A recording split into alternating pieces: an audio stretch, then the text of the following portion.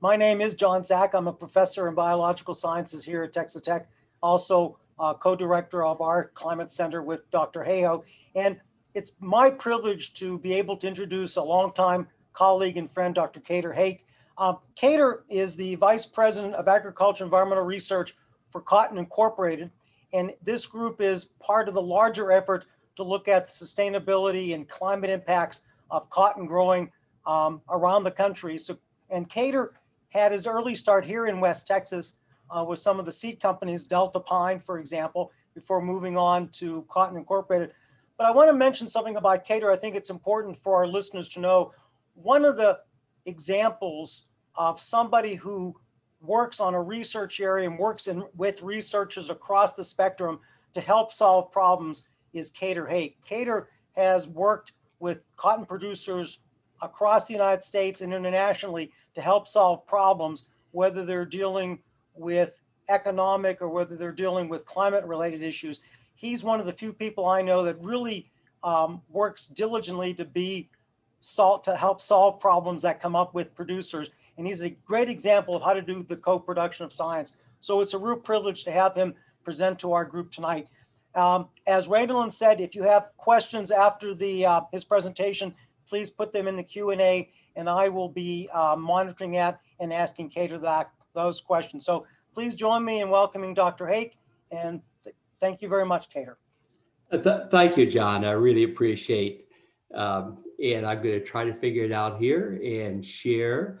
I think we're all set. Do you see my screen? Good, good. Well, I've decided that having a glass with people after work is just a wonderful experience because I'm off the clock here. It's 6 o'clock on the East Coast, and so I could push it even further. And so I put the corollary title is Cotton Sinking and Dragging Texas with It. So I'm definitely off the clock. And my first disclaimer is this is Cater speaking, and I don't speak for any other organization. This is just me, but I did want to touch that third rail and really dig down into climate and cotton. So let me just the one slide with what my day job is before 5 o'clock is I head up the Ag Research Department at the checkoff. So this is the research and promotion arm of the cotton industry. And we have just a wonderful team that manages research. Right now, we're supporting about 300 academic and USDA labs. But the main thing that we do is we help scientists focus their research on things that impact cotton growers. So we're all about cotton profitability, near term, midterm, and also very, very long term. And all of those come into play with climate science. So let's just start right in the touching some of these really sensitive issues in terms of climate and cotton. And just the last 12 months has really pointed out the threats that we're facing from climate. And the one that just clobbered Texas, unfortunately, cotton wasn't in the ground at that time, but certainly it was a real eye-opener for a lot of urban people. But the other one that shows up in this other graph that shows the Iowa Environmental Mesonet, and I've tried to give you all the references on these so you go pull them out, really shows just the severe drought that we had in the West. What this is for each of these climate districts, it's how dry it was from the wettest to the driest. 128 is the driest year on record in those districts during the growing season, during the crop growing season.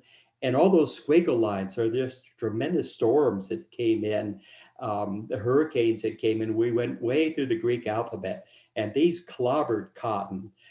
Texas was hit with droughts, and it escaped the storms, the hurricanes this year, but it certainly was a very severe.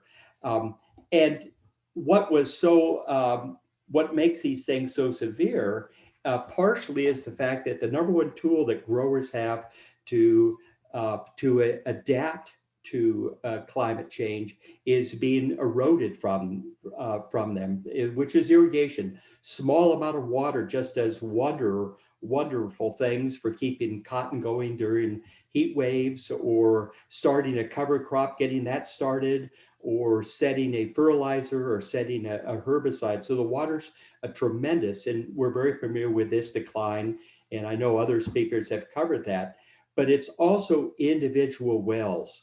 One of the growers I was talking with last Friday, Barry Evans, had this wonderful statement that his grandfather dug the wells, his father pumped the wells, and he's now capping the wells. And Friday, he said he capped 3 more wells. So just a tremendous erosion of that tool in West Texas, pushing it more and more to dryland. I'm going to learn which way we're going here shortly. Okay, there we go. Another component of cotton sinking has to do with the economics, just the hardcore economics of cotton production versus the return. And if we focus in on the district, this is USDA Economic Research Service data. We focus on what they call the Prairie Gateway and cotton specifically in there. The gray line is the operating cost. That's not a return to management or to land. And the gross value, you can see that line occasionally drops underneath. So we're in a situation where there's multiple years where farmers don't get a paycheck. And there's multiple years where they, where Christmas comes every two or three years with this, with the economic situation on cotton. So I think the question is whether climate change and its impact on cotton is going to drag Texas down. I know that's an inflammatory statement, but it's one that if you look at the concentration of cotton in Texas, you can see just a huge amount of green. So the way this graph is set up is 2019, the number of counties is the dark green that have more than 150,000 bales. And if you focus in on the cotton, you'll see in Texas there, you'll see that there's 10 counties that have over 150,000, while there's only 1 in Arizona, and there's maybe 2 in the rest of the US. So clearly cotton, highly concentrated in Texas, with all the jobs and the economic programs that it contributes to. So clearly cotton is big in Texas, but there's some counties that are even more focused on cotton than obviously Texas in the average. And one of them is just south of Lubbock is Lynn County. And just looking at the recent data from the USDA NASS for 2017, 91% of that county is cropland and 60% of that is cotton. So just a tremendous dependence on cotton in that county. Besides the economic engine that cotton creates with the jobs both on the farm and off the farm, with gins and crushers and all the merchants and the suppliers, we have indirect effects as well. Cotton seed contains a natural antifeedant or toxicant called gossypol that limits its feeding consumption to just ruminant animals. And so almost all of the US cotton seed, the meal and the protein from that is fed to cattle. Cattle can enjoy cottonseed. So it's both feedlot and dairy cattle. But also we're seeing the dramatic increase in the concern about dust that impacts people's lives. And this is a recent article. This is from last year, from 2020. But boy, you look at that plain language summary, and it's pretty scary how they are connecting human health with increases in agriculture production. So this talk is going to be broken into 4 parts. We're going to talk about we're actually going to talk about the supply-demand situation. They're going to talk about what the industry is doing. I'm going to spend most of the time talking about what farmers are doing. And then the last, we're just going to talk about how we make things durable. So let's just dig right into it. From a supply demand global impact of climate change on cotton, number one producer is India. India's got some real entrenched issues. They reliant on hybrid cotton, which is well entrenched. Land ownership is problematic, and groundwater depletion. So even though they're the largest cotton, people don't anticipate that they will take up a lot of the consumption or production of cotton in the future. The other big producer that could really take off is Brazil, and they have over the last 10 years, just their production of cotton has gone up dramatically. How they're impacted by climate change is uncertain. Obviously, the bulk of their land is rain-fed, and they have soils that are oxisols, low water holding capacity, very difficult, challenging soils for heavy rainfall. They're massively into no-till, what they call zero-till. But a real wild card out there is pest resistance. They have major problems because it's tropical year-round. The pests just keep increasing, and they don't get reset during the winter. So resistance, particularly with fungal pests and insect pests, is a problem. The other two growing areas, China and Pakistan, are largely fed by glacier meltwater, which is probably going to increase flows over the next few years.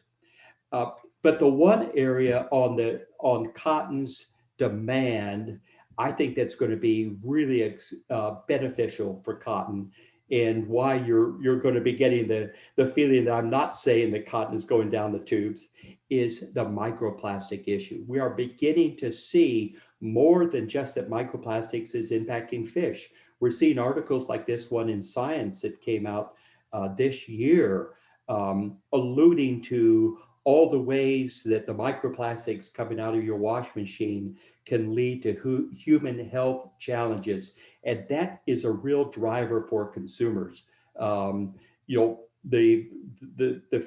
food chain and bioaccumulation of plastics in the ocean is a concern, but the concern that really catches consumers is when it impacts their health and their family's health. And just yesterday, I found this article on PNAS. So it's reaching high quality, high impact journals looking at the global deposition of microplastics around the world. And I love PNAS articles that have cartoons. Those are the ones that I can really understand and enjoy. But the deposition of microplastics around the world is a global threat that we see. Another component, which is a wild card in the near term, is the friction in our relationship with China. And this started with a previous administration, and it's continuing. So it's durable on a political, but we currently have Customs and Border Patrol scrutinizing cotton textiles coming in for the presence of cotton from China. Now, whether this is positive for US production or negative, we don't really know, remains to be seen. So let me jump into some of the things that the industry is doing to help cotton address climate change and continue to be the economic engine. But first, I just want to mention that cotton already is an ideal crop for Texas. Just what the breeders have done and the farmers have done in adapting that, that cotton taproot is just incredible that it can spread out 2 feet going to the side and 4 or 5 feet going down, and it slowly explores the root zone for both water and nutrients. But I think one of the things that is most impressive for me is the desiccation tolerance. And this picture really shows it from Travis Miles. So look at these plants here. They're completely wilted, but they've got flowers and blooms, turgid blooms on them. Just amazing how cotton has that physiological ability to keep trying to set a seed and trying to create a crop. Its indeterminate growth pattern ensures that it's going to have some seed, even if it's just very few seeds out there under even severe drought. But that indeterminate growth habit also gives you a real suitability for West Texas, because with the rains come, that cotton has ability without any additional growing season inputs to put on 2x crop or 3x a crop. It's just phenomenal what that can do. And that same response to real timely rainfall means that even a very, very small amount of water, 4 to 6 inches, if it's precisely applied and precisely timed, can push yields into those same areas. But to do that, it really requires the expertise of operators that live on the farms, that work on those farms, and really can make those decisions, very timely decisions. So one of the things the industry is working on, as I mentioned, cotton contains that gossypol, which from a seed standpoint, we'd love to get rid of. Clever scientists at Texas A&M has used seed-specific promoters with RNAi and against one of the early enzymes in the biosynthetic pathway for gossypol called delta-cadenine synthase, to take it out just of the seed and leave it in the rest of the plant. And that's just wonderful for opening it up for use of that seed by a whole bunch of species, including humans. He's put together an excellent review. I'm going to try to keep giving you the citations at the bottom so you can grab those. But it leaves that protection throughout the plant, but makes the seed now a diverse product for many, many different uses. And the adoption in the US is, it's stalled, to be real frank. It's a novel trait, and companies are struggling with how to figure out what's the business plan. So I think there's probably a greater chance it's going to be introduced outside the US first, because that's where we really have the biggest need for protein.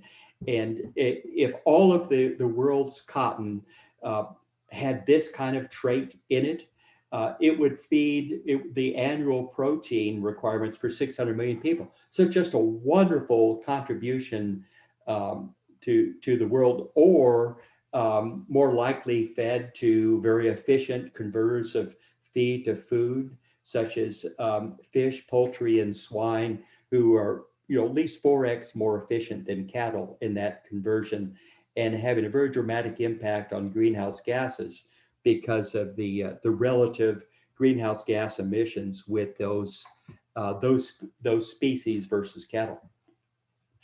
Another thing that the cotton industry is working on, and hopefully you can see the two scientists here, Damar Lopez Arredondo and Luis Herrera Estrella, recent hires at Texas Tech, just wonderful creative engines.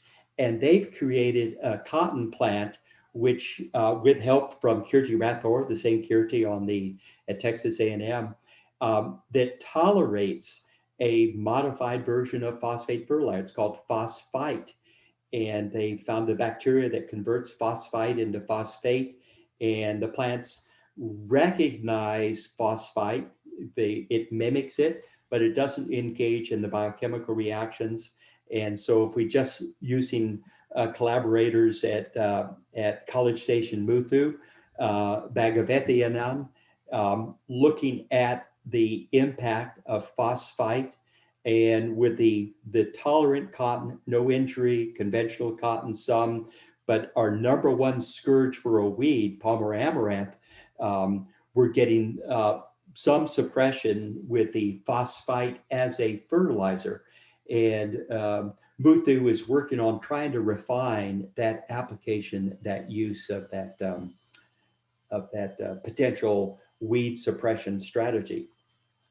Another thing the cotton industry is doing is trying to overcome the bottleneck that occurred in both the evolution and domestication of cotton. Cotton has a whole bunch, about 55 different wild relatives, and during the domestication, there was multiple bottlenecks leading to what the plant breeders did, and selecting out the long and strong and white fibered mutants, leaving behind all these wonderful jelly beans, these wonderful traits. And now with science, we can reach back into those and particularly pull out the stress traits that we really need. And we got a wonderful example of that right now. One of the wild cottons contained a gene that provides tolerance to a major scourge in West Texas called reniform nematodes. And that is actually planted in commercially available varieties, some last year and even more next year. Just a wonderful contribution of these wild cottons and the access to germplasm. And that's going to be even more important in the future because the current regulatory environment for gene editing is hyper positive compared to GMO. Both USDA and EPA are looking at regulations that would give gene editing if you can show that it could have occurred naturally or with breeders, giving that a fast track. And the last point I'll make out for an innovation is the use of these small infield robots. So these are commercially available. This is one driving in a cornfield, but the cotton industry is looking at trying to expand the utility of these specifically for cotton. And because of that indeterminate nature of cotton that I mentioned earlier, it's very sensitive to adverse weather that occurs. And so being able to harvest cotton on a weekly basis with a robotic. So we are funding scientists to innovate and come up with proof of concept.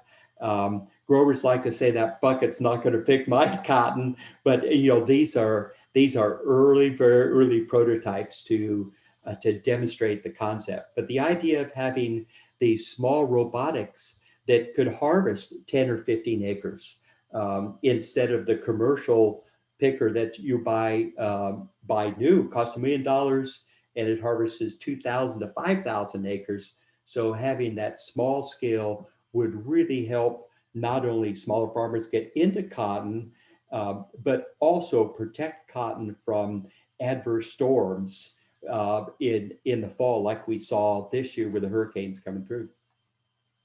One of the take-home messages with cotton in terms of innovation is it's a small crop.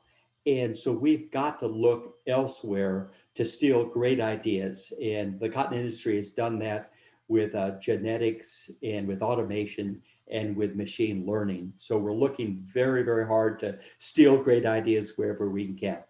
So the bulk of my time, I want to talk about what growers are doing, because that's what's really important. And so we're going to start out with the hoppers. This is, and I'm just going to move my image here so I can see them. This is Ronnie and RN hopper, and they're the only growers I know that have 100 folding chairs in their shed, in their barn. They're so passionate about sharing innovation with their fellow growers that they've had field days. And Dr. John Zach and Natasha Van Gestel have spoken at these multiple times. And so they're always looking at pushing the boundaries of what can be done to make cotton more climate smart, more resilient, more regenerative. And this is their latest one. I was on their property last week. And so they're, none of this small plot, they're going to take a pivot and plant it to it. So this is a summer dormant perennial grass that they planted on 30 inches, and they've been using a wide row spacing for dryland for a while. So they're looking at planting cotton into this at either 60 or 90 inch spacing. And the theory, if it works out, is that this is a summer dormant, will stop using water at about the time that cotton needs water, but yet in the fall, when it cools off, take off going again. And so dramatically reduce the cost of reseeding winter cover crops and give you a head start, so to speak. So this is the first time anyone has tried a strategy like this. My hat's off to RN and Ronnie for doing that. I'd like to call out another grower, Dalen Hancock. And Dalen is a grower that just volunteers for some of the toughest jobs. He's been the chairman of just about every major cotton organization, on the front line and going to Europe and talking about cropping systems. But what I'm calling out here is that he's a successful farmer and financially secure. And so he has been in a position that he can take on some of these new innovations and demonstrate them for his community out in Ropesville.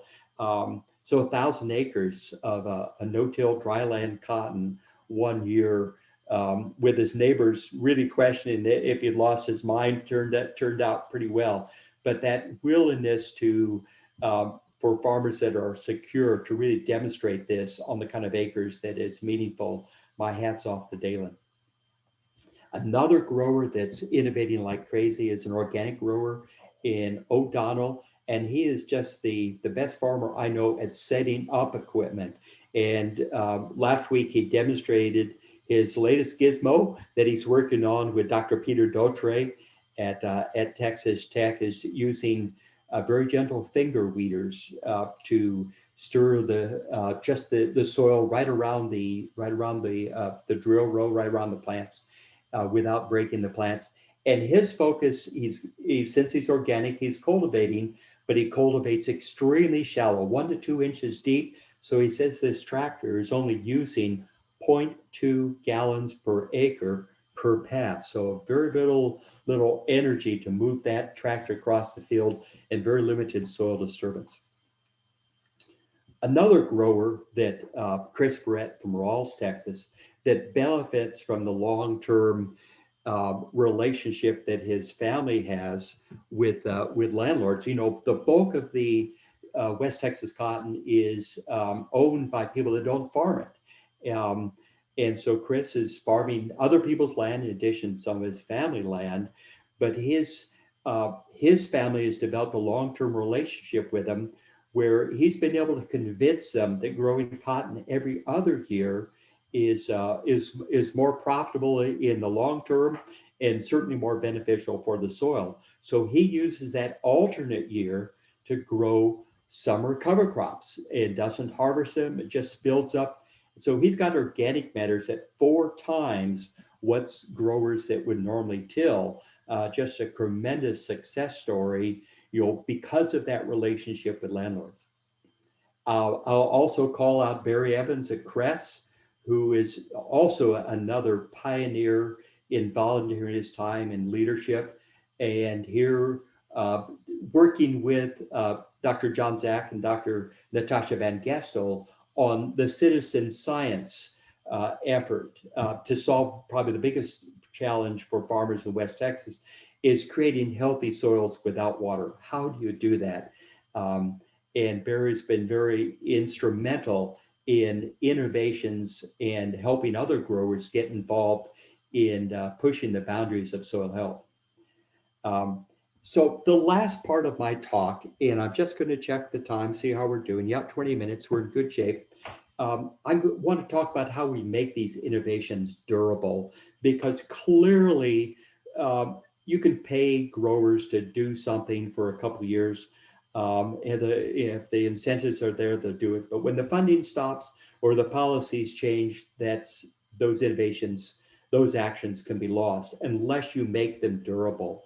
And so the way that we look at to make these durable is we've got to have the research and the extension, the collaboration with the growers to make these systems, the whole systems, more profitable. They have to reduce their risk, and they have to be easier to manage. And if we can dial in those 3, we can make innovations more durable. We also need to know whether we're going in the right direction. And I just wanted to use an example of non-science based metrics for sustainability. This is Germany, and I happen to be visiting one of the global brands that put themselves out there as a real leader in defining what was cotton sustainability in Germany. And before I met with them, I was just walking up to their headquarters, and I noticed there's this field out front. And those of you that remember the moldboard plow will recognize this. This is the cut where a moldboard plow went across. So this field, most likely, entire field was moldboard plowed, disked, and harrowed we know that that's not a soil health practice. You probably get away with it in these beautiful bottom soils that are deep and rich. But I did have this discussion with them that they were not science-based in their metrics. Metrics, we've got some attempts with our LCA. This is one we did in 2016, is one way to bring science into life cycle assessment. We're looking at the different impact categories, and I'm just going to focus on the global warming potential as the impact category with all of the various production practices. And this is a global cotton LCA, so it doesn't single out any one region or any one country. But if you look at the sequestration of carbon, the carbon credit, it completely matches the carbon that's emitted or the carbon equivalent that's emitted in the process of growing and ginning that cotton. Just perfectly balances it out, not for 100 years, but at least for that production process. And you can see that the bulk of this is called by fertilizing field emissions. So these global LCAs give us the ability to really drill in and see what's causing our footprint. And nitrogen and phosphorus is a big part of it. Things move on beyond LCAs. And so the work like the Soil Health Institute is doing to better drill down and understand metrics of soil health, I think are really important. And this has been a 3-year study that hopefully the final results would come out. But I love the bottom one, crop yield. Boy, that's an important metric for soil health, isn't it? Another thing we have to ask is whether the traditional mechanism of innovation and 5 years later, 10 years later, another grower will take it on, and then 5 or 10 years later, whether that's adequate. And I think all of the people listening would say that is not, considering the threat that climate change poses. And so the model of what happened with the solar photovoltaic is just a wonderful model that I think should be applied to agriculture. And this was a great graph on the cost to install and operate different energy sources. And solar photovoltaic started out extremely expensive. Well, this is just a 10-year time frame, 2009 and 2019. And with massive investments in installation and in research, now the cost without subsidies, it's the absolute cheapest, just by a little bit compared to wind, source of energy, if you look at the installation and the operation. So I think that's where we need to be if we're really going to accelerate the alteration or the change in agriculture to more of a climate smart, more of a resilient agriculture. And so we've got to invest in research and extension so that these growers, these innovators, they have confidence in a complete production system. So the RNs and the Ronnie Hoppers, they have some concepts, some ideas about how they're going to control those weeds in the winter without killing their summer dormant perennial grasses out there. We also have to consider the landlords, and the landlords, since they manage about 80, or they own about 80% of the land that's farmed to cotton in West Texas, I think we've got to create incentives for them. Even small incentives go a long way to encourage them to consider regenerative agriculture. And if we look at the current crop share relationships with the farmers, it pushes them in the opposite direction. So it's we've got that impediment we got to overcome. And likewise with producers, incentives that cover the risk for early adopters in the cover transition. And again, our current relationships with crop insurance pushes back on the kind of things that where you crop a field every other year and try to build soil health on alternate years. So I'm just going to close with a wonderful innovation concept that John Zach introduced me is the tipping point, because all bets are off if we get there. And I created this graphic with a lot of hours on that just to show to people the concept of a stable new environment in a tipping point, and a great graphic summary. We don't know how this could shake out. It could be very dramatic. Obviously, if we end up with a new stable climate that is radically different from the current.